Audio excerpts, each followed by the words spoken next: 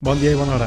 En l'última col·laboració del Xarxa de Mat del passat dissabte 10 d'octubre m'acompanyava aquesta composició. Ui viu, dic composició i no problemigma, com fins ara, perquè el dia següent de l'emissió ja vaig anunciar el número de jugades. És un mat en 4 i ho vaig anunciar per les diferents xarxes socials perquè a mi em va costar bastant aquesta composició. Em va costar com uns 5 dies, anar pensant una estoneta cada dia fins que al cap de 5 dies la vaig treure, però ja sabia que era mat en 4 i donada la dificultat vaig pensar que què menys que dir en quantes jugades es feia el mat. Com sempre és una composició que es pot trobar al 222 problemes amb solució per escaquistes sense solució. Ara bé, de l'autor he trobat molt poca informació, a vegades passa, a vegades costa molt trobar informació de l'autor i en aquest cas ni el presumible nom que acompanya la H, H.sur, la H sembla ser de Hans,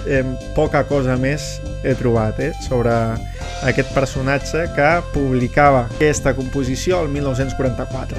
En fi, vaig a començar l'explicació de la composició, per tant, si voleu pausar el vídeo per pensar-la una estona més, endavant.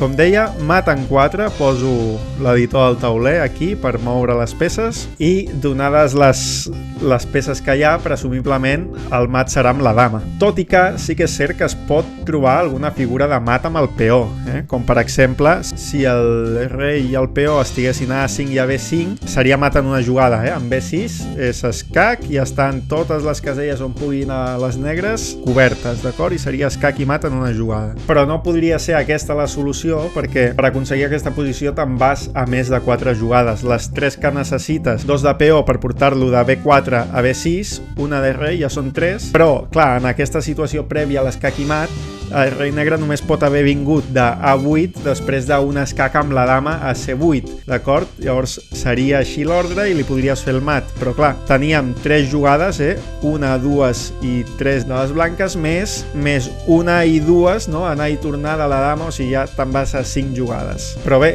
veig el que esteu pensant. I si en comptes de gastar 3 jugades amb el rei i el peó blanc, intentes aconseguir la mateixa posició amb la dama i el rei negre? Si tens aquesta posició i li toca les blanques, també es mat en una. Però ja us dic jo que no hi ha manera que partint d'aquí, només amb jugades de la dama puguis arribar a aquesta posició si les negres no t'ajuden. I evidentment en aquest tipus en les composicions les negres mai t'ajuden, sinó que fan les jugades més òptimes per anar sobrevisquent una jugada i una altra, d'acord? Llavors, el mat ha de ser amb la dama. Quines figures de mat pot haver-hi? Bé, doncs el típic mat de l'última fila és una opció, ja sigui tant per la fila 8 com per la columna A. Tant a la fila 8 com a la columna A pots aconseguir posicions en les que li puguis fer l'escac i mat amb la dama, però el problema d'aquestes solucions és que el peó no intervé.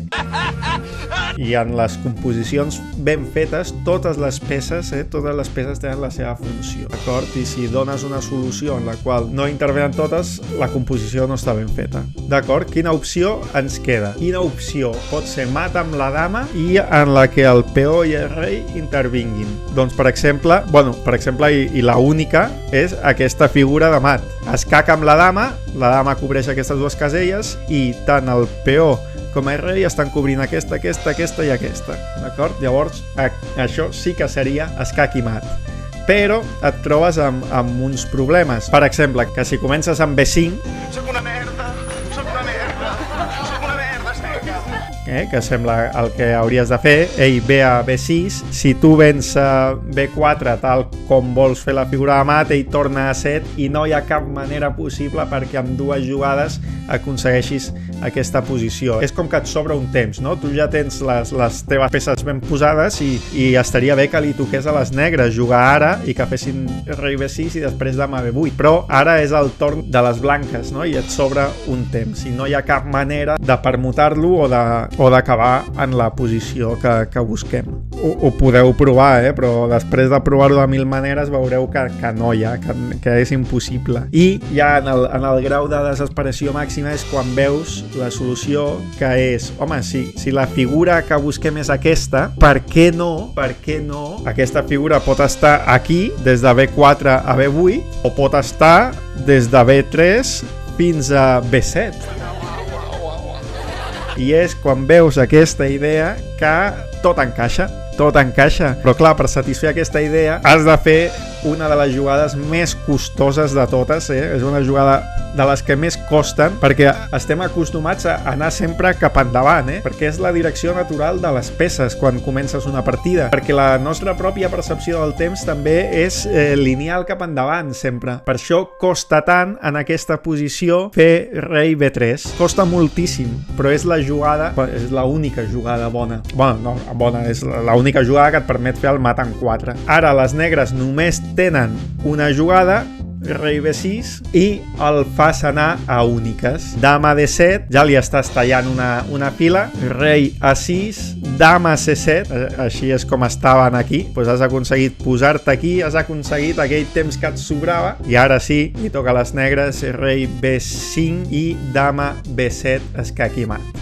Vegem tota la seqüència, rei B3, única, dama D7, rei A6 única, dama C7, rei B5 única i dama C7 escac i mat. Bonic, Com sempre, un cop veus la solució dius, però com pot ser que en aquest cas m'hagi estat 5 dies trencant-me les banyes per trobar la solució, però mira, rei B3, una de les jugades sempre més difícils de fer perquè sembla que li donguis encara més espai a les negres, no? En fi, això és tot per avui. Espero que us hagi agradat i recordeu subscriure-us al canal, donar-li a la campaneta per a que us avisi de les novetats i sobretot compartir el vídeo amb qui li pugui agradar. Ja veus, vídeos de 4-5 minuts solucionant unes composicions d'escacs meravelloses. Fins la propera.